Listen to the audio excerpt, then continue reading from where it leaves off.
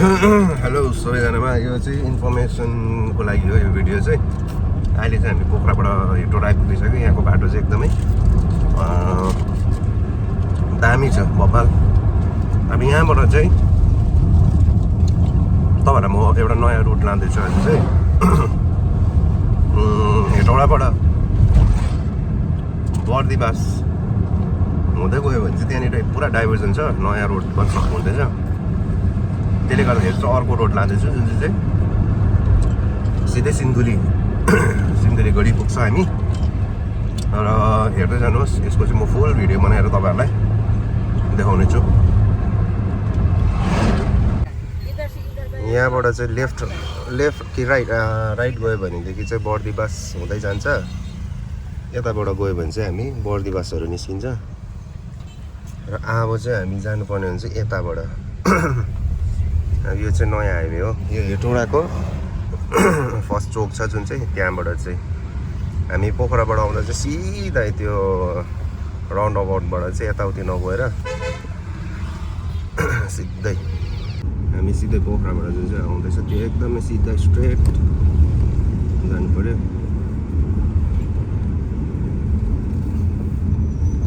यो बाटो चाहिँ सिधै सिन्धुलीको त्यो जुन चाहिँ तल छ त्यहाँनिर ठोकिन्छ। अहिले चाहिँ हामी हेटौँडादेखि बाहिर आइसकिसक्यो। यो एकदमै सिधा रोडै हो, यही बाटै हो, कहीँ यताउति कहीँ पनि छैन। नयाँ बाटो भन्दा पनि त्यो बर्दिवासको जुन चाहिँ रोड छ त्यो मेन्टेनको लागि खासमा अप्सनल बाटो चाहिँ यो बनाइदिएको रहेछ। बर्दिवासको बाटो चाहिँ एकदमै बेसी डाइभर्सन बिग्रेको। यहाँ अलिकति अगाडि आएर चाहिँ यहाँ टर्न गर्नुपर्ने रहेछ। यहाँबाट चाहिँ सिन्धुली 115 किलोमिटर र तल चाहिँ 311 किलोमिटर लेखेको छ।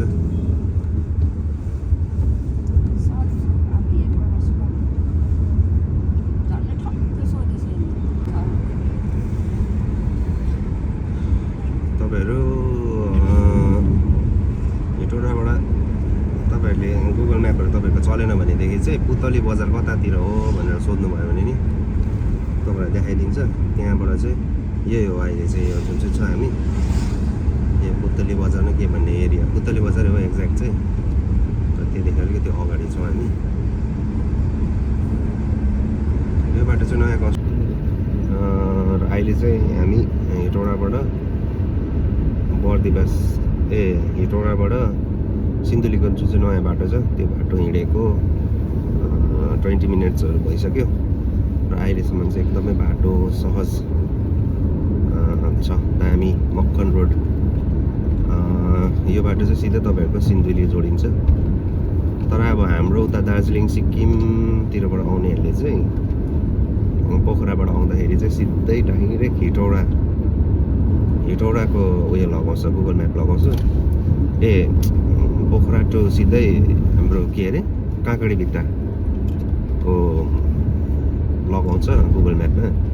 त्यो लगायो भनेदेखि चाहिँ यो बाटो देखाउँदैन, किन भन्दाखेरि त्यो चाहिँ हेटौँडाबाट थ्रु बर्दिवास हुँदै सिधै उयो देखाउँछ, काँकडीभित्र देखाउँछ, जुन चाहिँ मेन हाइवे हो।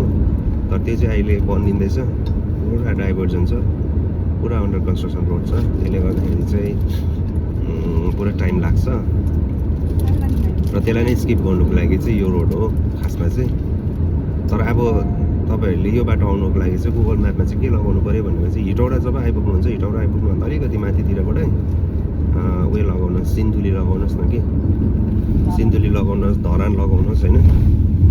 यो दुईवटा लगायो भनेदेखि चाहिँ तपाईँहरूले यो बाटो भेट्नुहुन्छ। अन्त यहाँबाट चाहिँ टक्कै सिन्धुली पुग्छ। सिन्धुली पुगिसकेपछि चाहिँ त्यहाँदेखि फेरि हामी यता बर्दिवासपट्टि नआएर चाहिँ सिधै एउटा रोड छ जुन चाहिँ म अब तपाईँहरूलाई देखाउँछु भिडियोमा। सिधै अगाडि धरान जाने बाटो पनि फेरि यस्तै बनाएको छ।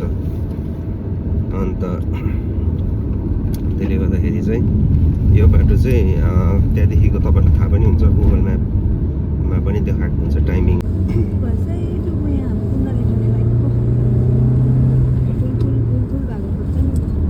बाटो चाहिँ अहिलेसम्म पनि एकदमै ठिकै छ।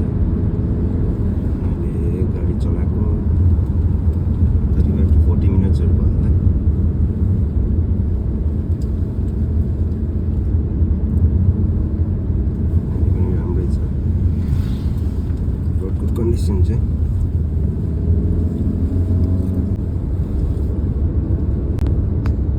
पोखरादेखिको चाहिँ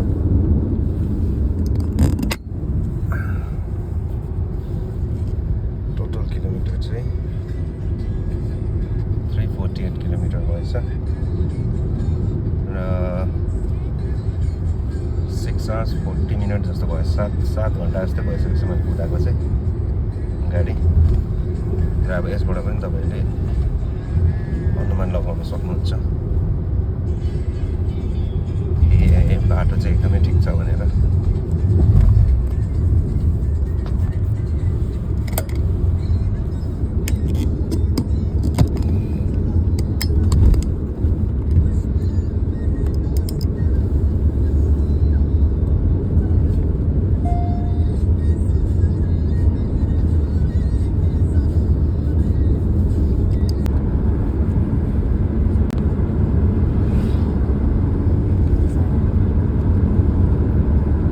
चाहिँ अराउन्ड 40 किलोमिटर जस्तो भइसक्यो म हिँडेको र बाटो चाहिँ अहिले पनि यस्तो छ हेर्नुहोस् तपाईँहरूले एकदमै सहजै छ बाटो चाहिँ यस्तो बाटो छ भने चाहिँ टाइम छिटो कभर हुन्छ फ्युल कन्जम्सन पनि कम्ती हुन्छ माइलेज पनि राम्रो दिन्छ नि त बाटो छ भने चाहिँ भिड भड्का पनि छैन धुलो पनि छैन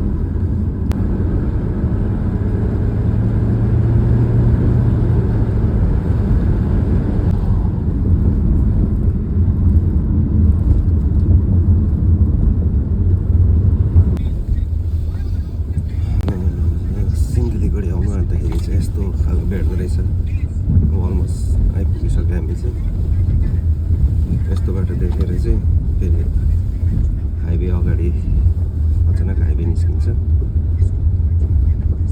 यस्तो रहेछ अब सिन्धुली आइपुगिसक्यो 1 hour and 30 minutes जस्तो लाग्यो इटवडादेखि सिन्धुलीसम्म आउनुको लागि चाहिँ अब यहाँबाट फेरि सिधै इटवडा धरानपट्टि बर्दिवासपट्टि नगएर चाहिँ अब यहाँबाट फेरि धरानपट्टि जाने म त्यहाँनिर देखाउँछु तपाईँहरूलाई लेडिज एन्ड जेन्टलमेन यो चाहिँ हो सिन्धुली बजार र अहिले चाहिँ हामी सिन्धुली बजार आइसकेको छौँ र अब यहाँबाट चाहिँ फेरि धरानपट्टि जाने यहाँबाट धरान कति 130-140 कि 160 कति किलोमिटर हो र अब म तपाईँलाई धरान जाने बाटो देखाउने छु र यो सिन्धुली बजार क्रस गरेपछि चाहिँ अलिक उकालो आएपछि चाहिँ यहाँनिर यो चाहिँ जुन चाहिँ हो तपाईँ लेफ्टपट्टि गयो भने चाहिँ काठमाडौँ जान्छ र अब हामी राइटपट्टि जानुपर्छ राइटपट्टि गयो भनेदेखि चाहिँ अब हामी धरानपट्टि लाग्दैछौँ यो चाहिँ काठमाडौँ जाने बर्दिवासबाट जब उकालो चढ्छ हामी यहाँबाट सिधै उकालो उकालो गयो भने चाहिँ त्यो टर्निङ भएको त्यो ऐना भएको बाटोहरू सिन्धुलीको यहाँ चाहिँ हामी बजार भन्छ सिन्धुलीको यहाँबाट चाहिँ अब अलिक अगाडि गएर फेरि लेफ्ट जानुपर्छ लेफ्ट गएपछि चाहिँ धरानतिर लाग्छौँ हामी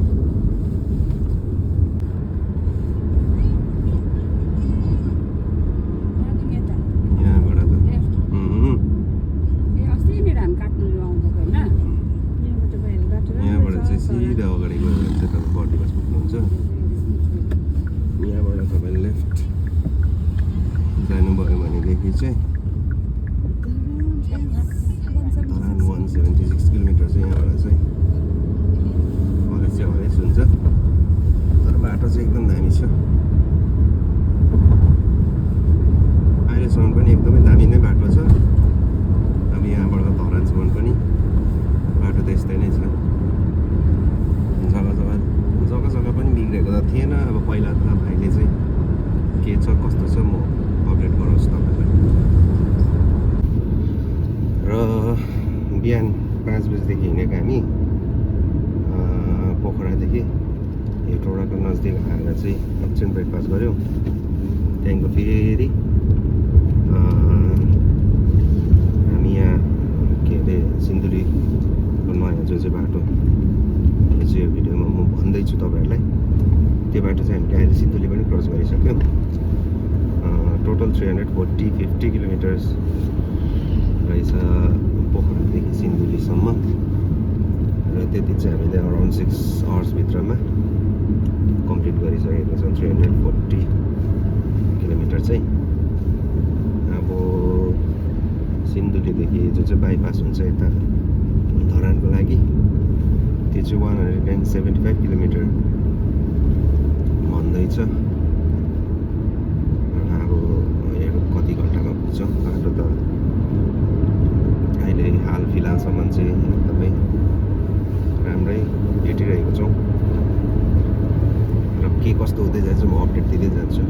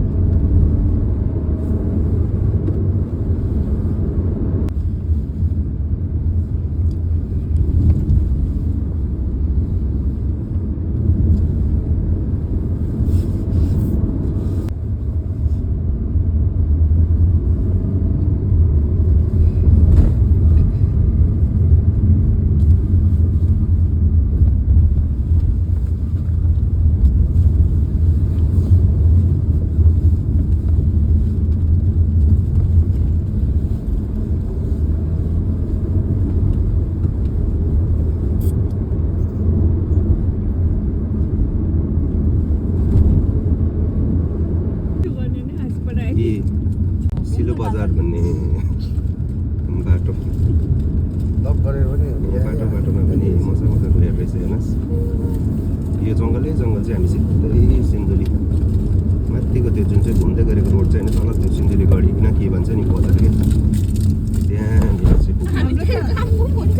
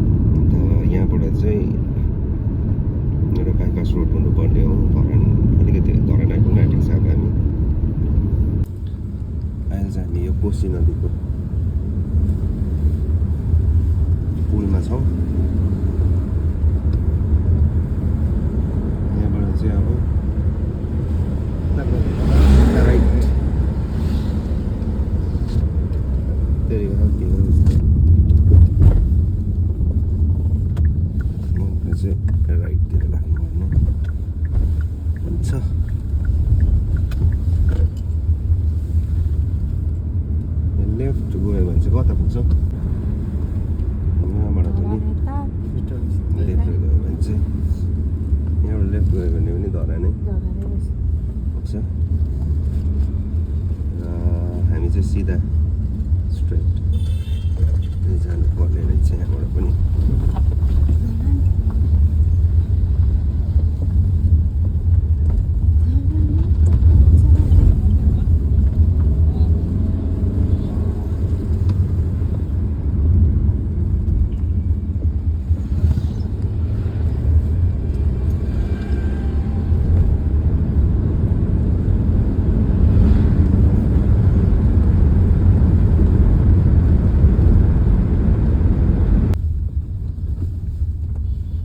चाहिँ बर्दिवास जाने हाइवेलाई टच हुँदो रहेछ बिचमा आएर कहाँनिर भनेदेखि एक्ज्याक्ट त मलाई पनि थाहा भएन यो रोड चाहिँ सिधै राइटपट्टि गयो भने चाहिँ हामी फेरि बर्दिवासै जान्छौँ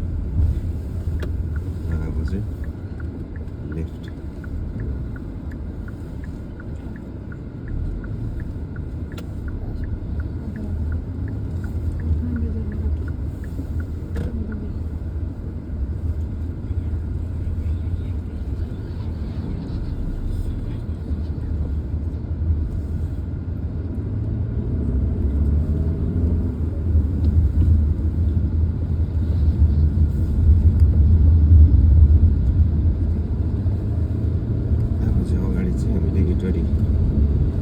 इटरी बजार भेट्छौँ